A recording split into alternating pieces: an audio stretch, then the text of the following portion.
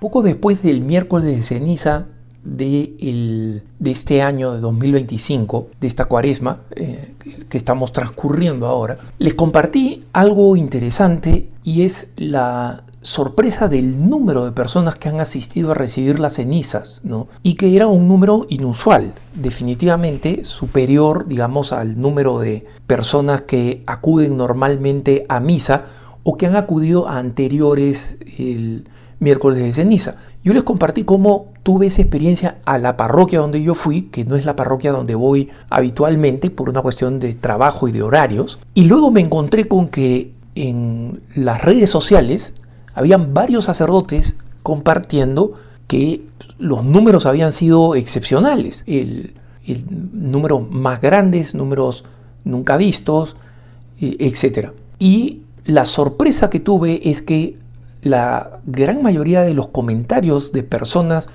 que escucharon ese punto de vista fue similar. Incluso algunos sacerdotes que escuchan punto de vista, o por lo menos escucharon ese punto de vista, comentaron cómo efectivamente había sido así desde su perspectiva, de la perspectiva del sacerdote, que es el que más conciencia tiene de cuánta gente está viniendo a misa, porque eso significa cuánta ceniza va a necesitar, cuántas hostias va a consagrar en el momento de la consagración. Es decir, un sacerdote tiene que estar pendiente de esos números, ¿no? Y desde Argentina, ¿no?, en provincias remotas hasta el norte de México, me llegaron comentarios desde Puerto Rico, Paraguay, Perú, Chile. Bueno, no voy a hacer la lista de todos los países, pero quiero decir, me llegaron muchos comentarios confirmando lo mismo. Y una vez más, no sabemos exactamente qué cosa significa esto, pero pueden ser signos de un mayor compromiso y de un momento en el que los católicos están tomando conciencia de que si no se toman la fe en serio, el mundo en el que estamos va a colapsar, así de sencillo. Todo el mundo que nosotros conocemos, en el que vivimos, y me refiero a Europa y América Latina y el Caribe, son países occidentales o países hijos de Occidente, ¿no? Hijos del catolicismo y del esplendor de la cultura occidental. Y en consecuencia, cuando se quita la base fundamental que inspiró esta cultura, esa cultura es como si nosotros le quitáramos la batería a un vehículo, le quitáramos la fuente de energía, cualquiera que sea. Y este vehículo, la inercia le va a permitir que siga avanzando todavía un buen tiempo, ¿no? Y que al principio simplemente ignore la falta del combustible y hasta al contrario se sienta liberado. Caramba, tenemos menos peso ahora, podemos ir más rápido. Pero poco a poco va viendo que la energía se va acabando y nosotros podemos ver esto en los países europeos. Es decir, la caída a la asistencia a misa, la caída del número de personas que se declaran católicas está correlacionada con problemas económicos que vienen de temas culturales. Los alemanes, los franceses, los italianos, los españoles no están teniendo hijos, ¿no? Y la consecuencia de eso, una de las consecuencias es que se están viendo sobrepasados por personas que pertenecen a culturas completamente ajenas y que son en muchos casos contrarias, como el Islam, por ejemplo, a la cultura cristiana. Entonces, me parece a mí que hay un cierto despertar, es un poco temprano para decirlo, pero me parece que esto podría interpretarse, veamos con el tiempo qué sucede, pero podría interpretarse como un despertar. Y obviamente nosotros los católicos no ponemos nuestra importancia en el número. Los números no son los que hablan de la profundidad de una conversión. Y esto saben ustedes que esa es mi postura siempre por el entusiasmo y la confianza que tengo en el concepto ratzingeriano, ¿no?, del cardenal Ratzinger, de las minorías creativas. He dedicado un número muy grande de puntos de vista a las minorías creativas y de hecho dediqué 2 puntos de vista llamados así, minorías creativas 1 y minorías creativas 2. Pero los números no se pueden ignorar tampoco, y por una razón muy católica, ¿no? Nosotros sabemos que el Nuevo Testamento dice claramente, Dios quiere que todos los hombres se salven. Entonces, si Dios quiere que todos los hombres se salven, no da lo mismo que existan 4 católicos a que existan 10 billones de católicos. No da lo mismo. Es importante que la gente se convierta, que practique su fe y que se pueda ir al cielo, salvarse al final del día.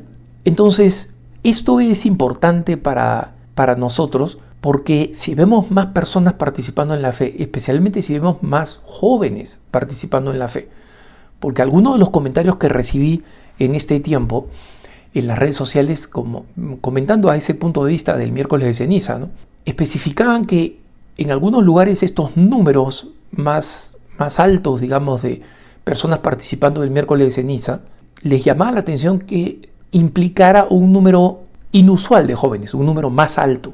Y es también una cosa que yo veo. Como les dije, en esta otra parroquia donde yo fui, que no es la mía, para ir al miércoles de ceniza, vi, como les digo, a mediodía una parroquia que estaba ofreciendo 3 misas. Vi en esta parroquia un número significativo de jóvenes. Y supongo que serían jóvenes que ya han salido de la universidad y que ya están trabajando y que han venido ahí en la hora de almuerzo, como es Estados Unidos, exactamente a mediodía. Y porque el miércoles de ceniza coincidía con clases de las escuelas, con clases de las universidades. Entonces me pregunto, ¿de dónde han venido todos estos jóvenes a esta hora? Imagino que si los jóvenes quieren ir a misa, irán a la temprano, antes de ir a la escuela o a la universidad, o irán en la tarde cuando ya han terminado. Entonces, esto solamente para decirles, sí, era inusual el número de jóvenes también.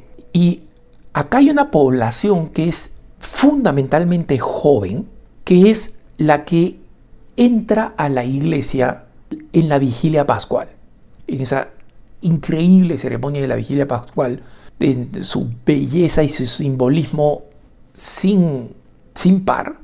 Y todos aquellos que puedan programar ir a la vigilia pascual, los aliento a hacerlo. Muchas veces es impráctico porque es relativamente tarde en la noche y es difícil la parte logística con una familia, etc. Yo he visto que familias que se arreglan para ir y que incluso van programados para que los más chiquitos se queden secos, pues, ¿no?, en la vigilia, sacan frutos enormes, ¿no?, enormes. Y de hecho, la mayoría de los fieles que van a la vigilia pascual, en mi parroquia sigue una fiesta, una especie de cena parroquial muy bonita. Allí hay niños, pero por montones. Los bebitos están dormidos en sus carritos, ¿no?, pero los chiquitos están felices de que a esta hora inusual los papás los dejen estar despiertos y fuera de la cama y disfrutan. Es simplemente toda esta celebración de la vigilia pascual es espectacular.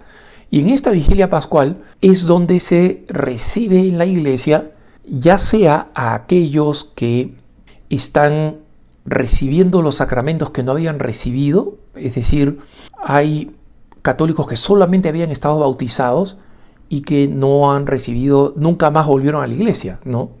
Los bautizaron de pequeños, pero nunca hicieron la confirmación, la primera comunión. Entonces ahí hacen la confirmación, luego hacen la primera comunión y son admitidos a la vida práctica de la iglesia. Y también están los conversos, es decir, los que de otra religión o de ninguna vienen y entran a la iglesia católica después de haber completado la iniciación cristiana para adultos, ese programa muy bello de formación en la fe, de entender y de aprender la fe. Y normalmente el sábado previo o el mismo domingo 1 de Cuaresma, las diócesis aquí en Estados Unidos tienen una ceremonia de iniciación, y es decir, los que van a ser recibidos en la iglesia, ya sea porque van a activar su fe católica a través de los sacramentos que nunca recibieron, o van a ser incorporados en la iglesia. Y esto incluye personas que son bautizadas o incluyen hermanos de iglesias evangélicas que tienen el bautismo trinitario, es decir, que bautizaron en el nombre del Padre y del Hijo y del Espíritu Santo, ¿no? Hay muchas iglesias que bautizan por inmersión y dicen el nombre de Jesucristo. Eso la Iglesia no lo considera válido, pero sí considera válido cualquier bautismo en cualquier denominación cristiana que se haya realizado con la fórmula: yo te bautizo con el nombre de X, en el nombre del Padre y del Hijo y del Espíritu Santo. Entonces, las personas todos estos que van entrando a la iglesia se van sumando en estas distintas instancias. Entonces, viene primero el bautismo en la pila bautismal, llevan el cirio pascual, lo introducen en la pila bautismal y son bautizados todos los primeros que van a entrar a la iglesia. Y una vez que ellos han entrado a la iglesia, a ellos se suman todos los que van a hacer ahora la confirmación. Y ahí se suman todos los católicos o los hijos de católicos que fueron bautizados pero nunca practicaron.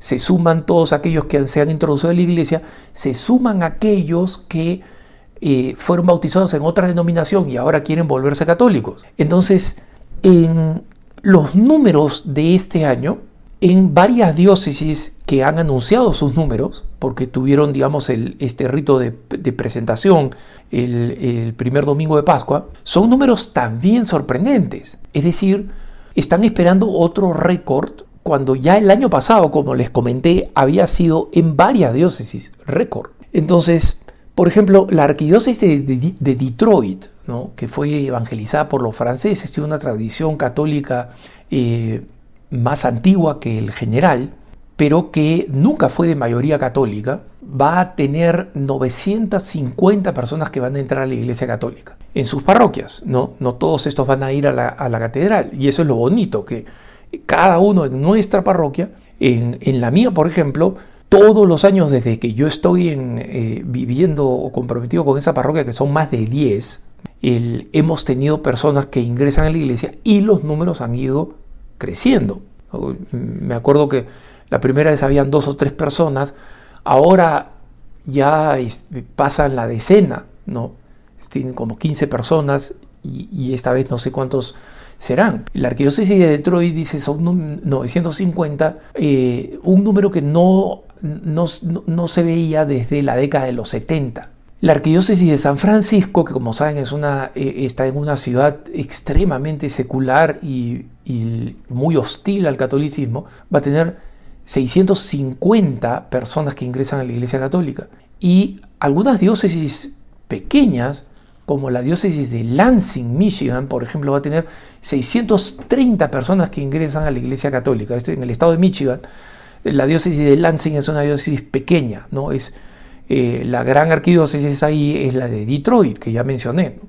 Y luego, números parecidos están en diócesis que están en el sur evangélico, en el sur bautista, donde los católicos somos significativamente minoría. Y minoría, ¿no? En Alabama, por ejemplo, los católicos no pasamos del 7%, y este es un crecimiento significativo en los últimos 30 años, en parte por la migración hispana, mexicanos católicos y más tarde de otros países, pero originalmente mexicanos, porque los católicos, cuando por ejemplo Madre Angélica comenzó con EWTN en Irondale, Alabama, los católicos eran el 2% de la población, y por eso es que la Madre Angélica escogió para ir ahí a hacer su monasterio.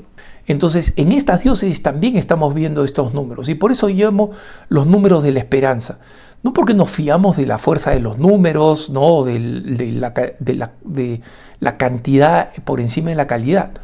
No, porque lo hacemos porque estos números específicos de cuántas personas están ansiando entrar a la iglesia, y la gran mayoría de ellos, el 90%, son personas jóvenes, es decir, personas que están en el rango de los 14 años, entre ellos muchos que no recibieron, digamos, los sacramentos antes, ¿no?, y hasta los 30, 35 años. Ese es el rango de la gran mayoría. Como digo, el 95% de los que participan, ¿no? Lo digo por lo que veo, y por las presentaciones, las he visto en YouTube, las presentaciones de estas distintas diócesis. Jóvenes, básicamente, no veía a nadie mayor, ¿no?, de esa edad. Entonces son sinceramente números de esperanza que nos animan a seguir rezando, viviendo la penitencia y viviendo la caridad en este tiempo de Cuaresma. Que tengas un buen día.